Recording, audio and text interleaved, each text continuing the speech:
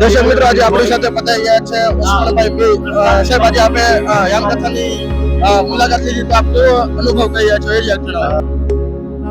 આજે મારું સૌભાગ્ય છે કે આજે કથા રસમાં કહેવાનો મોકો પાયો અને ખાસ કરીને રાજકોટને 12 વર્ષ પછી આ કથા મળી છે તો એક રાજકોટ વાસી તરીકે અને કથા પ્રેમી તરીકે મને બહુ જ આનંદ છે અને ખાસ કરીને બાપુ આ સદભાવના વૃદ્ધાશ્રમ અને ઉત્સવ વિશે અત્યારે જે કથા વિષય લીધો છે એ પણ એક અદભુત અને આપણે નથી સાંભળેલી એવી બધી વાતો આપણે અત્યારે સાંભળી રહ્યા છે અને રસપાન કરી રહ્યા છે એ દર ખૂબ આનંદ છે. ઉસ્માનભાઈ સદભાવના વૃદ્ધાશ્રમ જે પ્રવૃત્તિ કર્યું છે વૃક્ષો અને વડીલો માટે તો એના માટે આપ શું કહેવા માંગશો? જેમ બાપુએ જેવી રીતે બાપુ વાત કરે છે કે ભાઈ આ વૃદ્ધોનું સન્માન કરીએ, વૃક્ષો વાવીએ, તો એ આપણા સમાજ માટે, આપણા સમાજને ઉત્થાન કરવા માટે થઈને બધી બાપુ વાત કરતા હોય છે.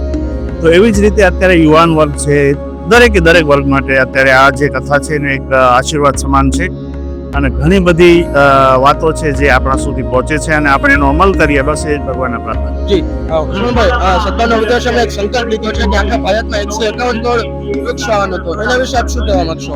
ખૂબ રાજીપું છે એમને એ વાતનો કે આ જે સંકલ્પ લીધો છે તો એમનો સંકલ્પ પૂરો થાય તો એવી હું એમને શુભકામનાઓ પાઠવું છું અને બસ ભગવાનને પ્રાર્થના કરું છું.